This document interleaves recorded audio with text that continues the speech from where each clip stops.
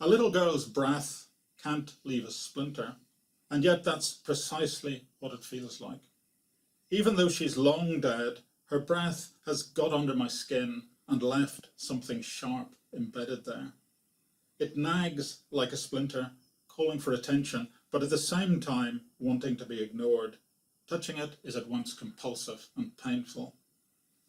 I suppose because splinters occupy the same sharp, wounding contours as thorns do, the little girl's breath splinter calls to mind a famous Zen saying, "Self is a thorn in the flesh.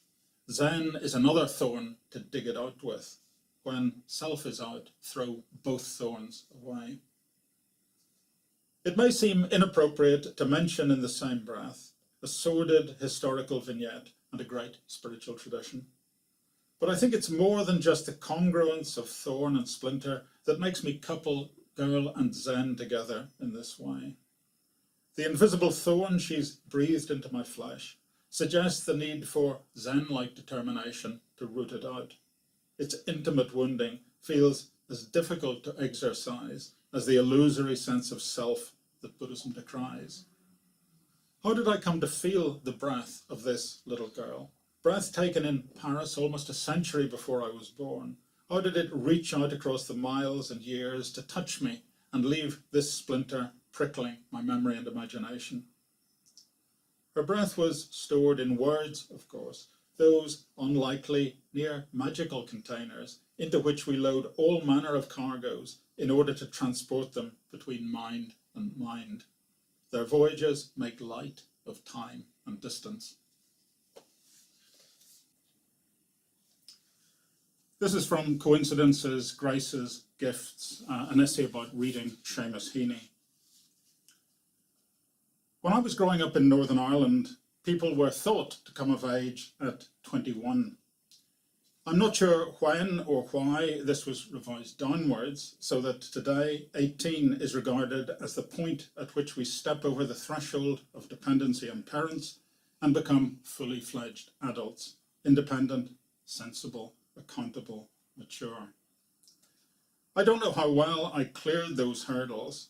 In fact, as I grew older, I came increasingly to suspect that the raw chronology of aging notwithstanding, there's a sense in which none of us ever properly grows up. Certainly the violent events in Ulster that cast such shadows on my youth did not suggest much sense or maturity in society at large. Accountability that simply blames the other side is surely childishness at its worst. One of the more lavish presents I was given when I came of age was a cheque for £21 from an uncle well enough off to lay down £1 for every year. It was a considerable amount in those far-off days. I used it to buy hardback copies of Flann O'Brien's books, at that point my favourite author. My uncle was not best pleased when he discovered how I'd spent his largesse. It wasn't that he disapproved of books, though he shared a widespread family view that I read too much. It was the nature of the books, or more pointedly, the religio-political affiliation of their author that sparked his disapproval. Nothing was ever said, of course, as is typically the case in Northern Ireland. But despite the absence of any direct comment about my purchase of O'Brien's books, a heavy sense of disagreement with my choice, condemnation, angry disappointment at the way I'd let people down, was effortlessly conveyed by terseness, silence, look. That potent dialect of mood in which everyone was schooled to deadly fluency long before the age of 21. To me, Flann O'Brien was the writer of such brilliant works as At Swim Two Birds and The Third Policeman. To my uncle, O'Brien's literary accomplishments meant nothing. They came a long way second to the fact that he was a Fenian or a Taig. These offensive words for Catholic were used more or less interchangeably in the Protestant patois of the day. That meant his books were unsuitable for anyone from our side. Buying them indicated a worrying lapse of tribal solidarity on my part. It suggested, at the very least, poor judgment, at worst that I harboured turncoat tendencies. It made my uncle look at me askance. Telling him about my new O'Brien books seemed demanded by the courtesy of saying thank you for his gift. Perhaps if I'd been a little more mature at 21, I'd have expressed my gratitude more strategically, without disclosing exactly what I'd bought. But at least I had the sense not to share with my uncle the guilty knowledge that on the same shelf as my O'Brien collection, there were the books of another Taig writer I esteemed, Seamus Heaney. I knew that if my uncle had seen the Heaney books, what he'd have noticed wouldn't have been the titles or the slim poetry indicating girth of the spines, but the name Seamus. Like O'Brien, but even more so, Seamus signalled membership of the opposing tribe. To Ulster Protestant ears, it's an indelibly Catholic name. Seamus would have acted as a red rag, a green one really, to the bull of my uncle's prejudices. It would have made me even further suspect in his eyes. Finally, the opening section of the title essay of this collection, Reading Life. Wood and glass dominate the room. It is uncluttered, light-filled. Its near emptiness is emphasized by the few objects that there are. There's a sense of deliberate simplicity about it, a honing to essentials, table, chair, bed.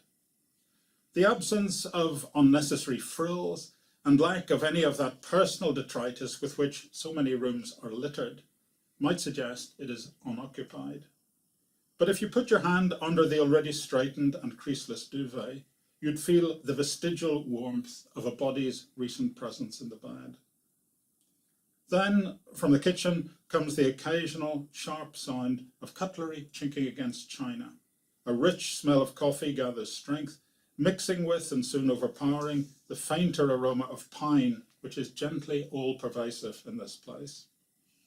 The windows, almost floor to ceiling, open onto a slatted wooden balcony. The view is of lake and forest. No other houses are visible from here.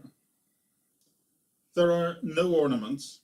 A few natural objects sit on three otherwise empty shelves fitted against one wall. A feather, some giant fir cones, the sun-bleached skull of what was probably a fox, an oddly shaped stone on which a tracery of bright yellow lichen is growing. On a low table by the windows, there's a paperback book. Its blue-grey cover depicts 6 birds flying across a stormy sea. The book's title is obscured by a notebook on which the reader has made half a page of neatly pencil-written notes. A soft tread, close at hand, alerts you to her return, barefoot, across the floorboards, carrying a mug of coffee.